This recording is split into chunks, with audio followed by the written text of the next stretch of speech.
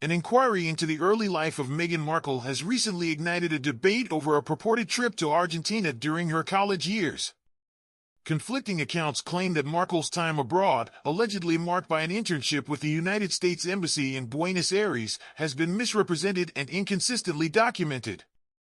This investigation examines the various narratives, scrutinizes the available timelines, and situates the claims within the turbulent socio-economic context of early 2000s Argentina, with the aim of discerning fact from embellishment. At the center of the controversy is a series of assertions that Markle's academic journey and early professional experiences were intertwined with an internship opportunity, facilitated through influential family connections. One prominent account, originating from Andrew Morton's widely circulated book, depicts a promising young student who, while excelling academically, made a bold leap into the realm of international relations. According to this version, Markle, already noted for her intellectual prowess and ambition, had enrolled in courses that positioned her well ahead of her peers.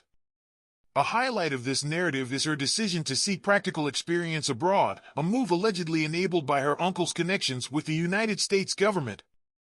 The account further details her placement as a junior press officer at the American Embassy in Buenos Aires, where she encountered both routine administrative tasks and moments of high drama, including an incident during a VIP motorcade on her birthday.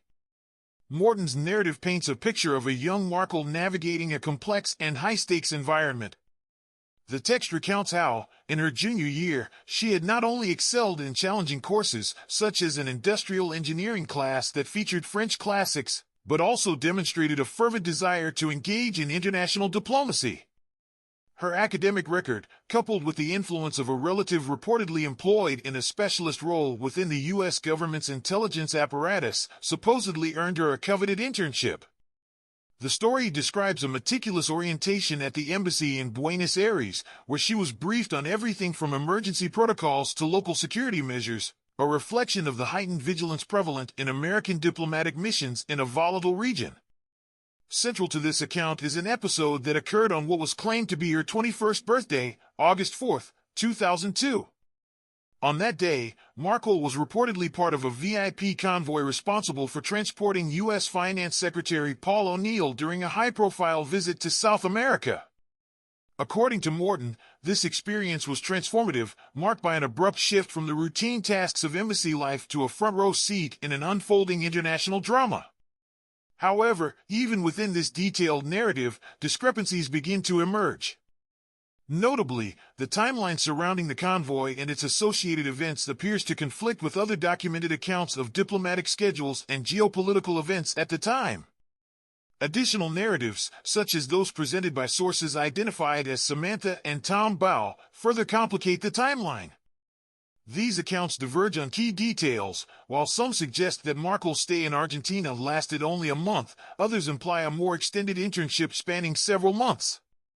One version even posits that her time abroad coincided with an accelerated study abroad program, casting doubt on her ability to reconcile such commitments with the academic calendar at Northwestern University.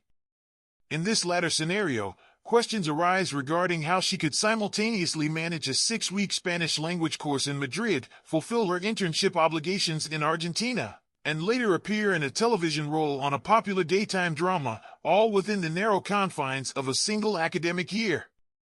When the academic calendar for Northwestern University during the 2002 to 2003 academic year is closely examined, further inconsistencies become evident. For instance, if Markle had embarked on an internship in Argentina during her junior year, her return to campus should have aligned with the fall semester's commencement in September. Yet, elements of the narrative describe her as being in Los Angeles and later in Chicago, raising questions about her actual academic enrollment and whether she truly maintained a continuous course of study. Moreover, the alleged timing of the internship itself, coupled with the details surrounding the VIP convoy, appears discordant when set against documented schedules. Secretary O'Neill's visit, reportedly occurring on August 6, 2002, does not seamlessly reconcile with the claim of an August 4th birthday engagement, suggesting that at least one facet of the account may have been misreported or misinterpreted. Beyond these chronological puzzles, the broader context of Argentina in the early 2000s casts additional doubt on the likelihood of a smooth, trouble-free internship experience for a college student.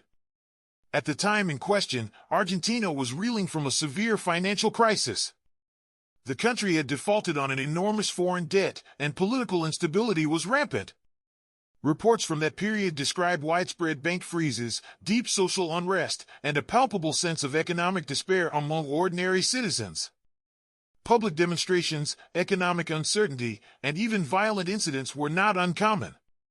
In such a fraught environment, the idea of a young American intern navigating daily life at an embassy, complete with routine tasks and VIP convoys, strains credulity. It would seem likely that any responsible advisor, including the purported influential relative, would have counseled extreme caution or even advised against travel to a nation in the throes of economic collapse and political turmoil. The conflicting accounts, therefore, raise several critical questions. How does one reconcile the varying versions of Markle's activities during her college years? Was there a concerted effort to rewrite her early biography, possibly to serve broader strategic or personal narratives? One theory suggests that these inconsistencies may have been orchestrated by those keen to shape public perception, using the veneer of a glamorous and adventurous early life to both obscure and embellish the true trajectory of her career. The possibility that Andrew Morton's version was, in part, influenced by such considerations cannot be dismissed outright. His narrative, which originally served to humanize and build a compelling backstory, now appears fraught with contradictions that challenge its reliability. Examining the academic and professional implications further, it is important to consider the logistical demands of the purported experiences. The narrative describes Markle as a diligent and resourceful individual, one who successfully navigated the demands of a high-pressure internship while managing an accelerated academic program. Yet, the purported overlap of a demanding internship, a condensed language course in Madrid, and a subsequent foray into acting suggests a schedule that verges on the implausible. In a structured academic environment, especially one as rigorous as that at Northwestern University, such a confluence of high-stakes engagements would have required not only extraordinary time management but also a level of institutional flexibility that appears inconsistent with standard academic practice. Another point of contention centers on the role and influence of her alleged family connections. The narrative frequently references a figure, referred to alternately as Uncle Mick or Uncle Mike, who is said to have wielded considerable influence in securing Markle's internship. If such an influential figure were indeed involved, it stands to reason that there would be more substantial documentation or corroborative evidence of his role, particularly given the sensitive nature of diplomatic placements. Yet, the available records do not clearly substantiate the presence of a familial figure with direct ties to the U.S. government's intelligence or diplomatic apparatus during this period. This absence of verifiable evidence further compounds the skepticism surrounding the entire episode. Moreover, the stark contrast between the meticulously detailed yet internally inconsistent accounts of Markle's time abroad underscores the challenges faced by investigators and the public alike. With at least 6 different versions of the timeline circulating, from brief internships to extended periods of international study, the credibility of the narrative becomes increasingly suspect. The discrepancies are not merely trivial errors, they point to a broader issue of narrative control and the potential manipulation of personal history for purposes that remain unclear. In synthesizing these various threads, several conclusions can be drawn.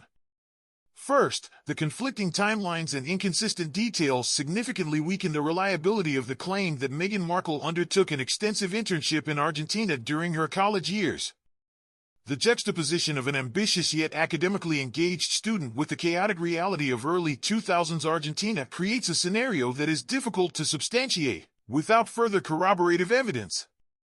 Second, the absence of definitive documentation, whether in the form of academic records, official internship agreements, or contemporaneous media reports, casts further doubt on the veracity of the claims. Finally, the potential influence of narrative crafting by external advisors or media figures suggests that the story may have been shaped more by strategic considerations than by factual recounting. In conclusion, while the allure of a compelling personal narrative is understandable in the context of public figures whose lives are scrutinized in minute detail, it is imperative that such narratives be subjected to rigorous verification. The inconsistencies in the various accounts of Meghan Markle's alleged Argentina internship raise substantial questions about the reliability of the story. Without clear, independent evidence to support the more sensational elements of the account, such as the high-stakes VIP motorcade and the seamless juggling of multiple international commitments, the claim remains mired in ambiguity. The significance of this inquiry extends beyond the particulars of one individual's biography. It serves as a cautionary tale about the perils of narrative manipulation and the importance of thorough, evidence-based investigation in an era where public figures are often defined as much by myth as by fact. As the public continues to grapple with multiple, sometimes contradictory portrayals of high-profile figures, the need for clarity and accountability in the dissemination of biographical information becomes ever more pressing. Further research and transparent disclosure of official records are essential to resolve these discrepancies.